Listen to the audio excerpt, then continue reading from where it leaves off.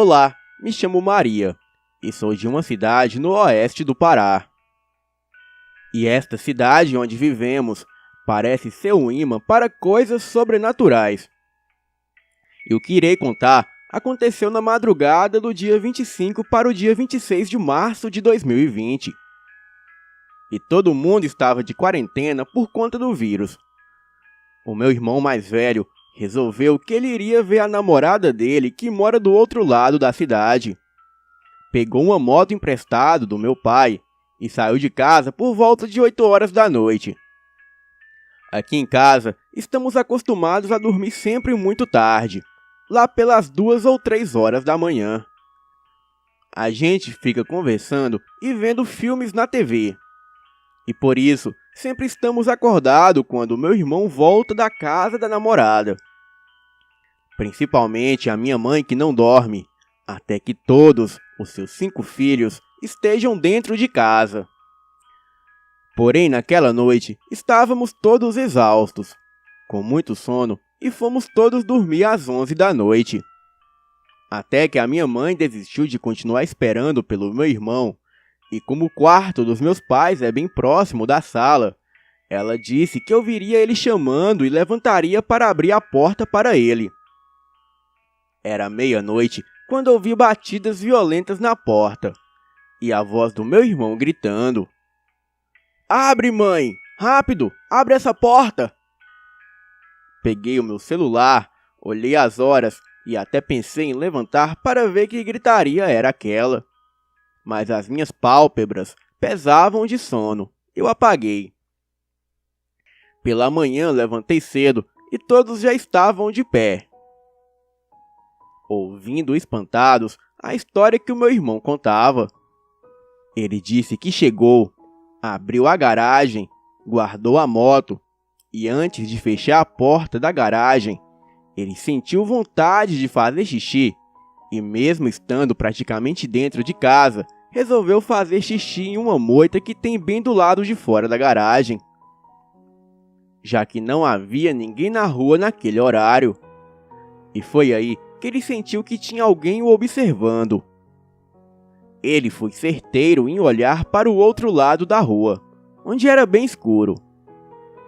Bem em frente à nossa casa tem uma igreja, e do lado da igreja mora a nossa vizinha, uma mulher que é apaixonada por animais, que tem 5 cães e mais de 12 gatos. Existe uma cerca alta que separa a igreja da casa dessa vizinha. E foi justamente próximo a essa cerca alta que o meu irmão viu um gato. No começo, ele pensou que fosse um dos gatos da vizinha.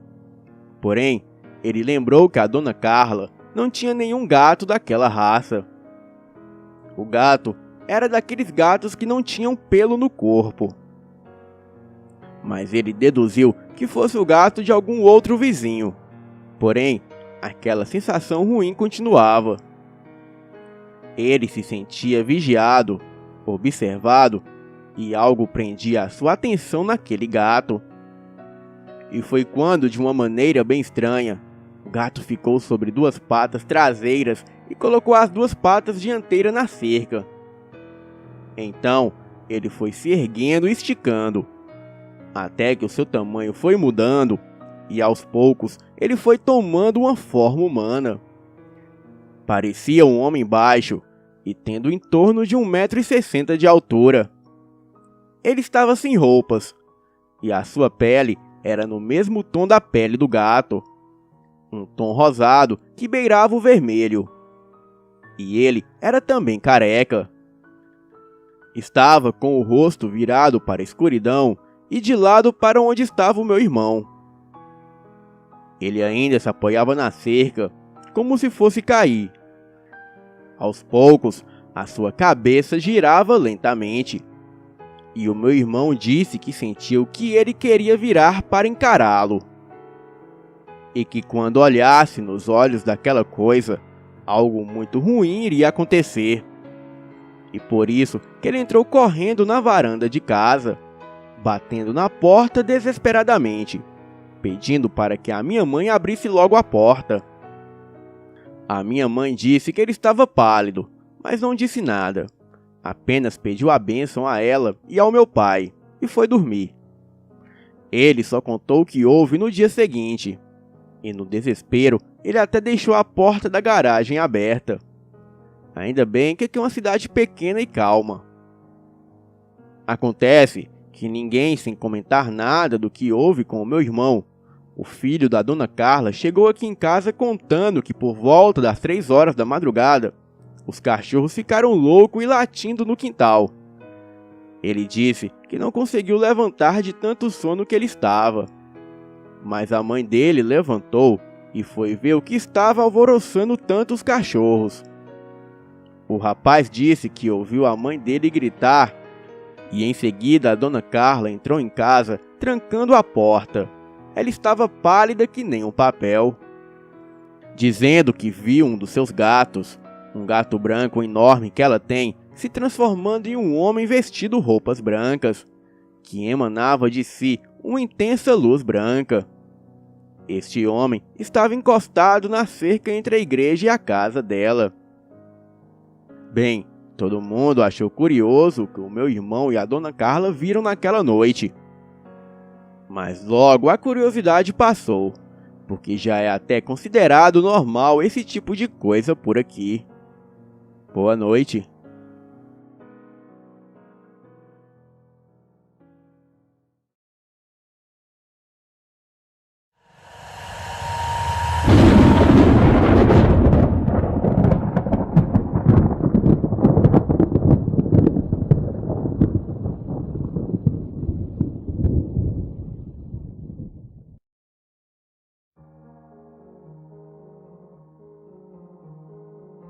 Boa noite.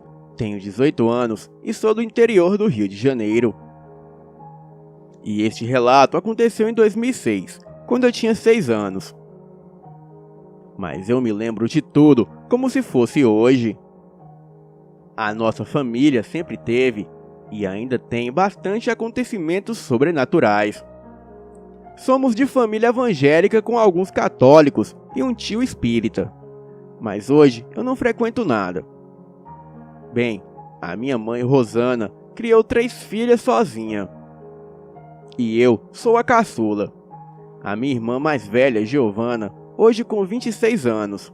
E a minha irmã do meio, Paola, que hoje tem 25. Em 2006, a minha mãe se casou com um homem 20 anos mais novo. E quando eles se casaram, nos mudamos para uma casa no mesmo bairro. A casa tinha fama de ser assombrada pelo fantasma de uma noiva chamada Regina, que em um dia chuvoso estava sentado na varanda da casa, quando uma telha se soltou e caiu na cabeça dela, a matando quase que na mesma hora. E quase o bairro todo já tinha visto a tal noiva perambulando pelo quintal da casa. Enfim, nos mudamos. Eu nunca gostei da casa pelo fato de ter muitas baratas, mas muita barata mesmo. Uma noite, Paola e eu colocamos o colchão na sala porque apareceu uma barata enorme no quarto.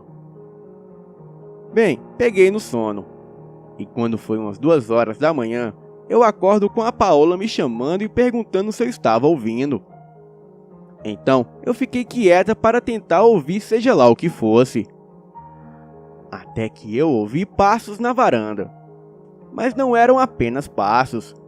Eram passos de salto alto, andando de um lado para o outro na varanda.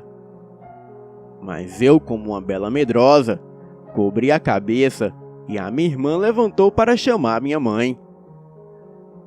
Ela e o meu padrasto levantaram e ficamos nos perguntando como pode ter alguém aqui se os 2 portões estão trancados com cadeado.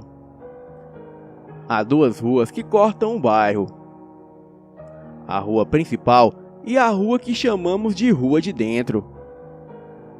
E a casa ficava no meio dessas 2 ruas. Então, tinha saída para as 2 ruas, e por isso tínhamos 2 portões. O meu padrasto sempre gostou de aparecer, e foi lá abrir a porta para ver quem ou que estava lá. E quando ele abriu a porta, ele já deu de cara com o senhor, já parado na porta como se estivesse esperando alguém abrir. Um senhor moreno com os cabelos brancos, e aparentava ter uns 65 anos de idade.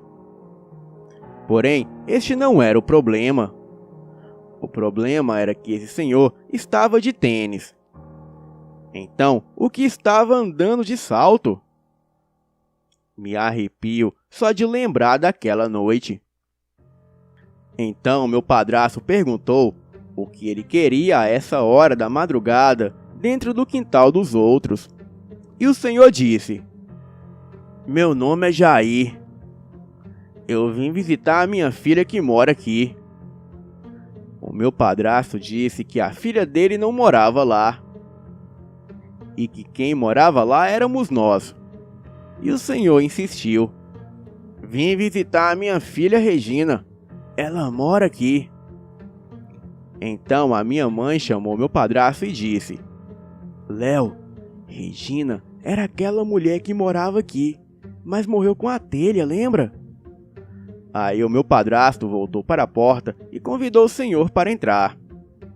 O colocou sentado na copa e falou para ele: "Meu senhor, a sua filha não mora mais aqui. Ela já morreu faz tempo. O senhor se lembra?" E para o meu pavor, o senhor disse: Não. É claro que ela ainda mora aqui. Ela está sentada bem do seu lado. Olha aí." O meu padrasto quase teve um treco. A hora foi passando e a Paola e eu fomos dormir com a minha mãe na cama dela, enquanto Léo e aquele senhor conversavam como se fossem amigos de longa data. E perto das 5 da manhã, o senhor disse que precisava ir embora e que morava em uma cidade chamada Rio das Flores, a uns 40 minutos daqui. O meu padrasto perguntou como ele ia embora, e ele disse que do mesmo jeito que veio andando. Então, ele pediu um pedaço de papel para anotar o número do telefone do meu padrasto, pois havia gostado muito dele. Bem, ele anotou o número e o meu padrasto o levou até o portão, e ele foi embora. Quando o meu padrasto entrou, a minha mãe ainda brigou com ele, porque ele colocou um homem desconhecido dentro de casa, ainda mais àquela hora da madrugada. O meu padrasto voltou para ver se os 2 portões estavam trancados. E sim, estavam. Então deixamos aquela história de lado e fomos todos dormir. Naquela manhã, todos nós ainda estávamos intrigados com aquela história. E foi quando o telefone do meu padrasto tocou. Ele atendeu, mas só ouviu um chiado. E alguns segundos depois, a ligação caiu. Porém, no meio daquele chiado da ligação, o meu padrasto disse ter ouvido a voz do Jair. Então, como o número ficou salvo no celular, o meu padrasto retornou a ligação. Uma mulher atendeu e ele perguntou se ela conhecia o Jair. E para o seu espanto, era a neta do seu Jair. E ela contou que o seu avô já havia morrido há muitos anos atrás. E o meu padrasto, achando que talvez ela falasse de um outro Jair, ele foi passando as características daquele senhor para ela. Então descobriu que todas as características daquele senhor eram do avô dela. E ele era realmente o pai de Regina. E ela voltou a confirmar que o seu avô já era falecido há alguns anos. E faleceu um pouco depois da Regina, que era sua tia. Não demorou muito para que nos mudássemos daquela casa. E nunca mais presenciamos algo do tipo. Boa noite.